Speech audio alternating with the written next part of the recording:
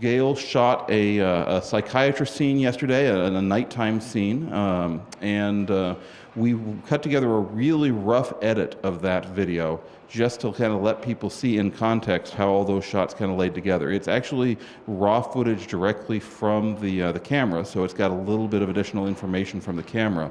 But we thought we'd just kind of start the day by just showing you what was created yesterday. So take a look at that.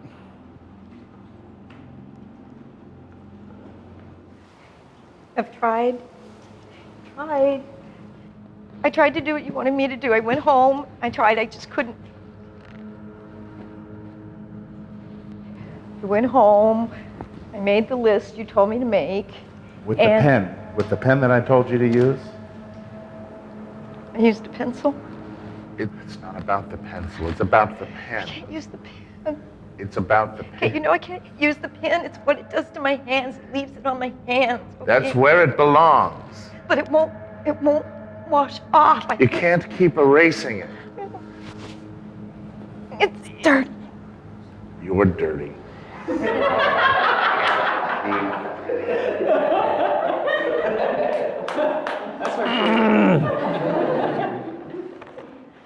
Cool.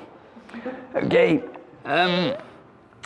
So that was obviously, we did that in quite a hurry, so we obviously could do a lot better than that. We didn't have time to incorporate much camera movement, but it was good fun. I think it was all part of the learning process. We're going to shoot another scene today, and I won't tell you what that is yet, but it'll be fun.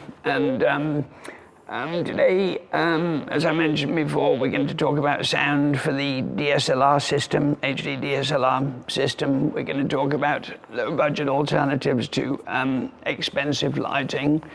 Sometimes you need expensive lighting, sometimes you can manage with a lot less. And what's so amazing about the HD DSLR system is, for the first time in history, you can make cinematic-looking movies, and this is just a recap, that are good enough to put on television, good enough to put on the web, and good enough to put in the movies if you have a good script and good actors. And so it's all possible. And the beautiful thing about it all is it's all within reach of absolutely everybody. And I think if you have a dream to make a movie, there's no reason why you can't do it anymore.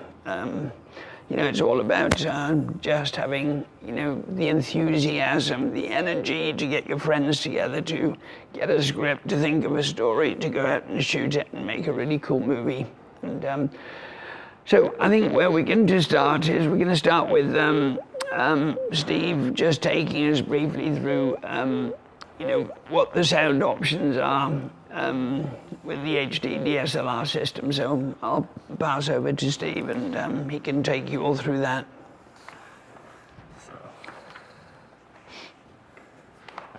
There's a few options that you can kind of go with. Like, there's a bunch of third-party, applications and like plugins that you can get for your DSLR. So basically, you can do off-camera recording, or you can do on-camera with like, a shotgun mic or like a condenser, or whatever you want, or whatever the application you kind of need. But basically, when we do our stuff, we use this one, which is the Zoom H4n. There's a couple other ones like this. I mean, there's a company called Tascam, and they all kind of like range around like the $300 mark. They all record to like an SD or a SMC card or something like that. And most of them have the XLR inputs. You can actually run it as like a true 4-channel. And they have a 1/4-inch inputs as well. And then you can run it as a line out to your camera as well. And like, you can do 24-bit recording, which is pretty awesome, but I don't do too much sound, so you guys kind of like gotta bear with me. So, do we want to like set up like the boom pole? We could do. I mean, I think most people have probably seen a boom pole. Let's grab the boom pole and show that. Do we have the boom pole over there? Obviously, it takes a little bit of practice to use a boom pole in the proper way. You have to be aware of shadows, keeping it out of shot. That's cool. here we go, typical rifle mic and boom pole, and basically this is not expensive stuff at all. I mean, you can spend a fortune on sound equipment, but basically they're designed to telescope out, and if I knew how to use it, it would be better, but I'm a DP and not a sound guy. And let me just tighten that up there. There we go. Change the angle up here. So basic technique of using a boom pole is kind of, working just above the shot. You have to be careful of shadows, obviously like this, and getting your angle so that it's obviously towards the mouth. Good sound boom pole operators are actually very balletic in their work. They move around an awful lot. They have to have the dialogue in their either in their head, or quite a few of them carry the dialogue on a little sheet on one hand, so that they know that after Fred has spoken, then Bill speaks, and they need to get over there in time to pick up that line. And obviously sometimes they get it wrong. Take one often is a bit of a mess, but good boom pole operators really have this remarkable memory and remarkable skill. And of course the feed for this on a normal production goes back to the sound mixer, who basically, depending upon the number of actors in the scene, is basically mixing from one actor to the other based on the dialogue. So it'll fade one actor's microphone out, bring up the other actor, and when this is done well and nicely, a good sound mixer makes this completely seamless. It's often recorded multi-track, so that you have the option of mixing the sound later, as opposed to having it all on one track. And there are often reasons why you want to go again. This is obviously, I can't remember the degree of acceptance on a microphone like this. Is probably about a 5% angle when pointed in the right direction. Other microphones that are often used, especially outside or especially on very wide shots, which have a lot of headroom, because obviously once you start getting a microphone up here, if the shot's got a lot of headroom, the sound's going to be pretty poor. So that's when sound mixers will go to a lavalier microphone, such as this. Can you see? Get a shot of that. This is a lavalier microphone, wireless. So there's a little cable that comes up through my shirt, a little mic here, and obviously on a movie or something, you go to a great deal of effort to do two things, which is one, to hide the microphone from being seen, and the other is to stop it rustling against the fabric of your clothing. And you pick up all kinds of weird sounds. Jewelry on an actress can, make terrible sounds, and all of these things. And until you put on headphones again, it's completely a new experience when you put on headphones and listen to the sound being recorded via the microphones. That's when you really start to hear sound. And it's rather like that thing I was saying before about how you, with images, if you can disconnect your brain from your eye and look at things just with your eye without your brain interpreting them, it's almost the same thing with sound. Just the normal way in which we hear things is very, very different to what a microphone will pick up. So, you obviously have to apply the same kind of principles to sound recording and getting microphones in where you can to best capture the sound. And even then, sometimes sound takes get ruined by the simplest thing: a helicopter, a plane going over. A fly might land on the microphone, and it sounds like a monster when it's that close. But basically, these devices are incredibly economic for what they do, and it's all part of the package of low-budget filmmaking. Mm-hmm. It's got a mount on it, so you can mount it on your hot shoe, and then it's pretty much just like an all-in-one multi-track recorder. I mean, if you know sound really well, you'll be able to split it up and, like Gail said, pull individual tracks out and kind of track it that way. It's supposed to last 12 hours. There's like a stamina mode that kind of comes back through here and you click it on. So, I mean, 12 hours, that's a full day on 2 AA batteries. So, and it records in a wave format, and it actually has a timestamp that links up to a time code for all the cameras that, but not with a DSLR because there is no time code on it. Yeah, no, I'm sure if you want to upgrade from this, you could incorporate a mixer somewhere into this so you can balance your sound a little bit better. But they actually have a kind of a mock-up mixer built in. You can actually cool. kind of, so.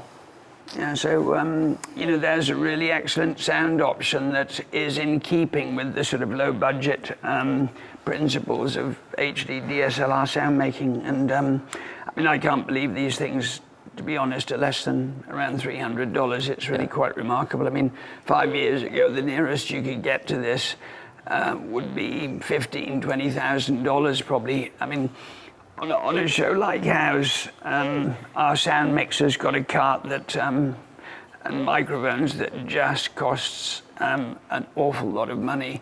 I mean, good quality.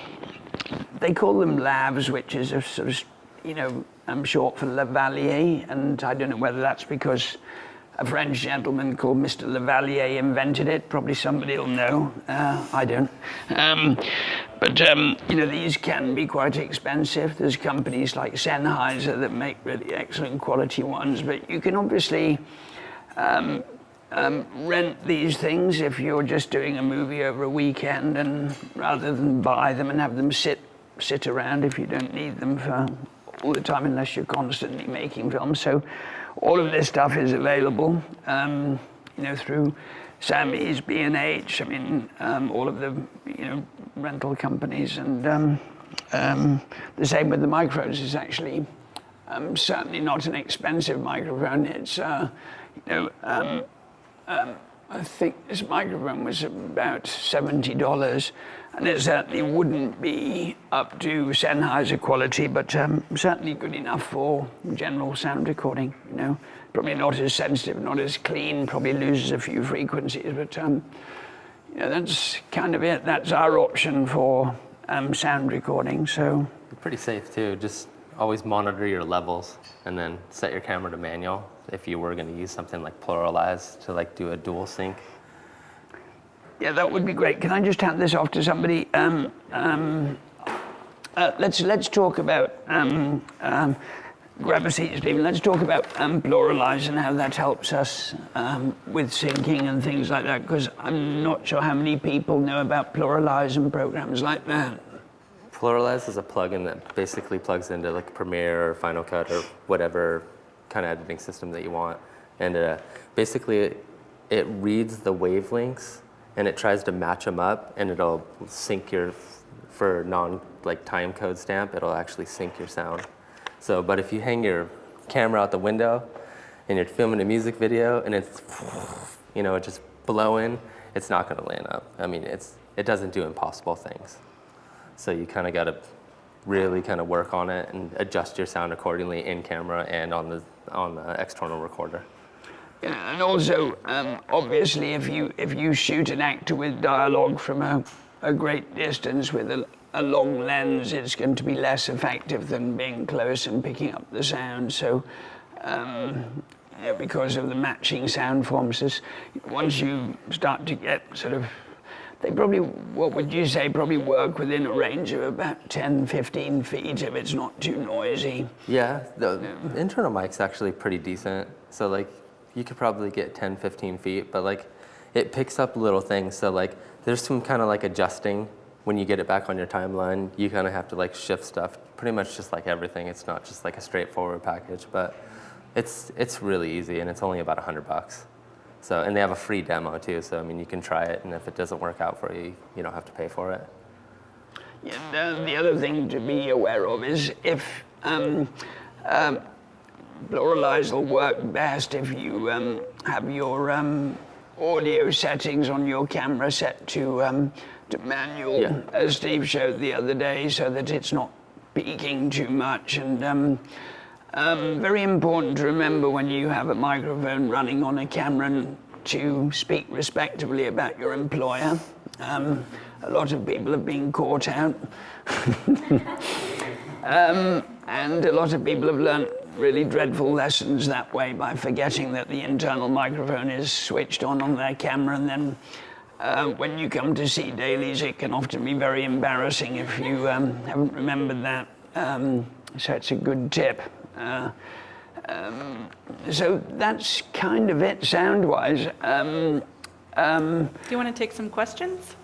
Yeah, some probably mostly for Steve, and I, apart from having watched, that's the first time I've really held a boom pole. I've watched other people do it, but No, I'll do my best as long as it's not someone asking me great. how to use a Mackie board. So a question from Michael R. is, in order to sync dialogue with video using Pluralize, do we need an on-camera audio track to sync with the Zoom field recorder? Yeah. It can't just read your mind and be like, well, it kind of works that way. It'd be Question- cool. I think Final Cut X does that. I think also the one thing we didn't mention is there is no substitute for the good old clapperboard too, which tells you the scene number and the take number and so on and so forth. That's the implement that goes back to the beginning of talkies, and nobody's come up with a better device than that. And now they have sort of on professional projects, they have time code on there and all of that kind of stuff, but just that piece of wood with a piece of a wood that hits the board is announcing as well, scene 54, take 3. There's no substitute for that, and the editors will love you for doing it. There's an iPhone app that you can do it, and you can Right. change the sounds of the clicking. You can change it to a monkey. I don't know. I don't know how relevant it is, but Or you can just clap. I was pretty psyched on it. Is it a monkey sounding like you've smacked it, or Yeah, it's pretty crazy. So it's an iPhone app. So check it out. I have a question from Gotta Know, who would like to know, is there any way to get a timestamp code onto the DSLR files? No. Okay. not yet? Yeah. Well, yeah. Like not yet. Just not. Question from Jeff Branch. How do you work around phantom power draining the batteries? I think you can actually turn off the phantom, but it lasts for 12 hours, like in the field. I mean, unless you're just recording for like 24-hour days. But I mean, it's just 2 AA batteries, so like 12 hours is pretty efficient. When you consider that the cameras themselves switch off after 12 minutes, at least the 5D does, do they all switch off after 12 minutes? All the DSLRs do. Yeah, so it seems to be fairly irrelevant if the cameras switch off. I mean, after a few times of the camera switching off, you have to reset anyway, so why not just change the batteries in the recorder twice a day or something like that if you're worried about it? You'd be worried about your cards filling up before the batteries run out. Yeah. Question from Dreamed. How exactly do you maintain sound continuity? Most of the time, the lines of the actors change from take to take. The what? How exactly do you maintain sound continuity? And then they go on to say, most of the time, the lines of the actors change from take to take. I could probably answer that one fairly well. I mean, the lines from the actors will change from take to take. I mean, often an actor from take 1 to take 5 might build up more and more emotion. And that's an editorial thing more than anything else. I mean, a director and an editor will end up choosing a performance that they really like and then run with that take. From cut to cut, the sound will change somewhat. The sound perspective will change enormously as you come in to do a close-up, which is why sound recorders, just like DPs, hate doing close-ups at the same time as doing a wide shot, because the sound perspective is very different when you're in a shot like this than when you've got a huge wide shot like that. So, sound recorders and DPs often line up to talk to a director when he wants a shot on like a 14mm like this, and then he wants a 300mm shot on a close-up of somebody at the same time, because you can't first of all, you've compromised the lighting, and you've certainly compromised the sound because you can't get your mic in. Every single sound recordist I know does a buzz track in a room, which is at the end of the scene, everybody just stays silent for a minute, and you record what they call a room tone or a buzz track.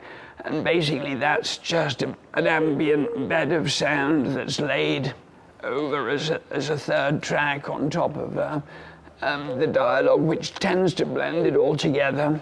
And it's what you tend to hear sort of without being conscious of it all the time anyway, just ambient sound. So with a combination of those techniques, and of course they'll slam some dramatic music on top of it, usually later on, or the sound of a helicopter coming in if you're in a hospital, or the sound of a distant paramedics truck. I'm talking about this kind of sounds they use on house, obviously, at a hospital. Birds outside a window, all of these sorts of things tend to blend and make sounds be coherent and sort of come together as an overall thing when you add all these different elements, Thanks, Gail. Michael R. would like to know, on house, is one type of microphone, shotgun or lav, used most often? Sometimes for wide shots it's very common to use lavs because you can't get the mics in. Sometimes both are used, and the sound mixer will use a combination of both. The sound mixers always prefer to use a boom because the quality of a lav is really a very different quality. I mean, a lav is kind of right here, and it has a rather different quality to a microphone that's right here and directed towards my mouth. It's a less clean sound. It picks up sort of a tiny bit of rustling clothing and so on and so forth. But they will very often use a combination of both and use maybe 15% of the lav and 75 or 85% of the boom, mix them together so it sounds kind of nice. So depending upon the width of the shot, an awful lot. I mean, as soon as you're in tight, it'll be a boom 90% of the time. Just do one more question. Black Pixels wanted to know how many mics are used shooting house, and how many Foley tracks do you think are laid? What was the second part? How many Foley tracks? Follow tracks. I'm sorry. Foley. Thanks, John. Foley I knew tracks, that. right. Yeah. I mean, in a wide scene, if we have 10 members in the cast, it's very often that every single one of them will have a lavalier mic. And then there might well be, depending upon the relationship between the actors and the amount of movement, there might well be at least 2 boom swingers in a room, 2 boom ops. One will cover a certain number of actors, and then the other boom operator will cover the other actors. So it all depends on the number of people in a scene, and sometimes we have to do what they call ADR afterwards, because we shoot in a situation where the sound is just unusable. I mean, for example, if you shoot a sound sort of on a beach with crashing waves, sometimes it's impossible to get the dialogue clean enough to actually be usable, and the sound of the crashing waves is overpowering, and it's a horrible thing to ask actors to do, especially if it's an emotional scene, to redo the dialogue later. And the way in which they do it is they watch the image, they have headphones, so they try to talk in sync with, they hear the track and then they repeat it.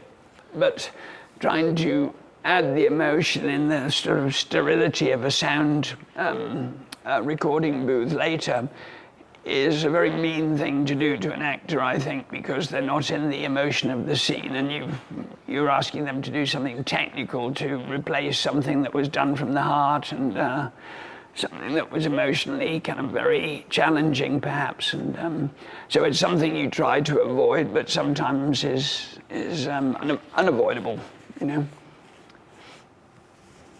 So we talked earlier about, there was a question about phantom power. Yeah. And a lot of people in the chat room aren't really sure what that is. Could you talk about what that is? Phantom power just basically means it's a self-contained unit. Like it doesn't need like an auxiliary, so you can actually, it'll power off it. Like the mics are phantom powered, so the mic doesn't have to have a battery. It'll run from the Zoom recorder. I didn't know that either, so I must be phantom powered then, because I don't have any external Yeah. source of power. You got the heart, I guess. Yeah.